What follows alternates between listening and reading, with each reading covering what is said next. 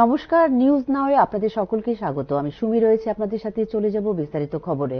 পঞ্চায়েতে আবারও বিপর্যয়ের মুখে ক্ষমতাসীন বিজেপি। স্বদলীয় প্রধান এবং উপপ্রধানের বিরুদ্ধে অনাস্থা প্রস্তাব জমা দিলেন কৈলাসহর ধলিয়াকান্তি পঞ্চায়েতের 4 জন বিজেপি সদস্য।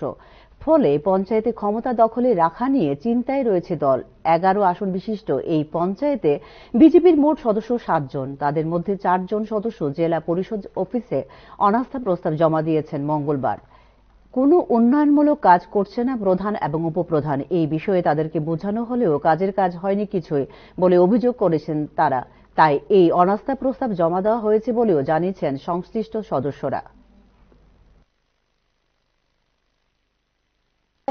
গ্রাম পঞ্চায়েতে দীর্ঘ 30 বছর ধরে পর বিজেপির দখলে আসে এবং দলের সিদ্ধান্ত অনুসারে প্রধান উপপ্রধান নির্বাচন হয়।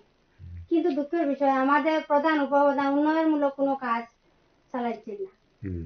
এ বিষয়ে নিয়ে দলের বিভিন্ন নেতাদের মধ্যস্থর অনেকবার বিচার হয়। এরপরে প্রধান উপপ্রধান উন্নয়নমূলক কাজ করিতে বাধ্য হয় নাই।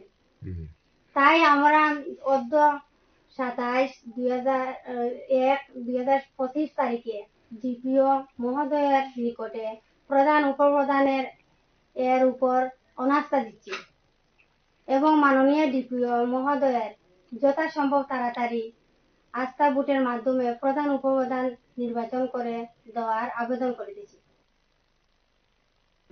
বাগদেবীর আরাধনার বাকি রয়েছে হাতে মাত্র আর কয়েকটা দিন। রাজ্যের সবচেয়ে বড় সরস্বতী মূর্তি তৈরি হচ্ছে বরদোয়ালিতে। পৌর নিগমের 40 নম্বর ওয়ার্ডের উদ্যোগে চলছে এই পূজার আয়োজন। ছন, বাঁশ এবং মাটি দিয়ে তৈরি করা হচ্ছে বিশালাকার এই সরস্বতী মূর্তি। মূর্তির উচ্চতা প্রায় 40 ফুট বলে জানিয়েছেন আয়োজক কর্মকর্তারা। সরস্বতী পূজা উপলক্ষে মোট 9 দিন ধরে মেলা এবং উৎসব চলবে বলেও জানিয়েছেন সংশ্লিষ্ট কর্মকর্তারা। থাকছে 9 দিনের জন্য। আর আমাদের মূর্তি উচ্চতা 40 ফুট, যেটা এবার 14 বছর পা দিল। তো আমরা এই প্রতি বছরই এরকম ত্রিপুরার সবচেয়ে বড় সরস্বতী মার পুজো হয়ে থাকে। আগামী দিনও এটা জারি থাকবে, যাতে ত্রিপুরার সবচেয়ে বড় পুজো হয়ে থাকে। কার উদ্যোগে হচ্ছে এটা? অ্যাকচুয়ালি আমাদের এএমসি ওয়ার্ড 40 নম্বর ওয়ার্ডের পক্ষ থেকে পূজাটা করা হচ্ছে। বীরগাথা পুরস্কার পেয়েছে রাজ্যের 4 জন ছাত্রছাত্রী। জাতীয় স্তরের প্রতিযোগিতায় আবারও নতুন পদক সংযোজন করেছে রাজ্যের 4 জন প্রতিভাবান ছাত্রছাত্রী। প্রতিরক্ষা মন্ত্রণালয় এবং শিক্ষা মন্ত্রণালয়ের যৌথ উদ্যোগে আয়োজিত বীরগাথা 4.0 এর সুপার 100 বিজয়ীদের মধ্যে নাম রয়েছে রাজ্যের 4 জন প্রতিভাবান ছাত্রছাত্রীর। জাতীয় স্তরের প্রবন্ধ প্রতিযোগিতায় রাজধানীর শ্রীকৃষ্ণ মিশন স্কুলের ছাত্র রিদম রায় ও খুমলুং একলব্য মডেল রেসিডেন্সিয়াল স্কুলের ছাত্র সাগর দেববর্মা এবং ড্রয়িং প্রতিযোগিতায় বিবেকনগর আর KM বিদ্যালয়ের মেঘরাজ দেবরায় ও কবিতা প্রতিযোগিতায় তেলিয়ামুড়া HS স্কুলের ইশিকা শীল বীরগাথা পুরস্কারে সম্মানিত হয়েছে।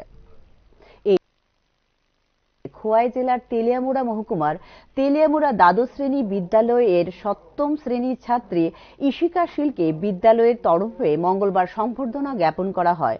সংবর্ধনা অনুষ্ঠানে বিদ্যালয়ের ভারপ্রাপ্ত প্রধান শিক্ষক তার শুভেচ্ছা বার্তায় ইশিকার এই সাফল্যের জন্য অভিনন্দন ও শুভেচ্ছা জ্ঞাপন করেছেন।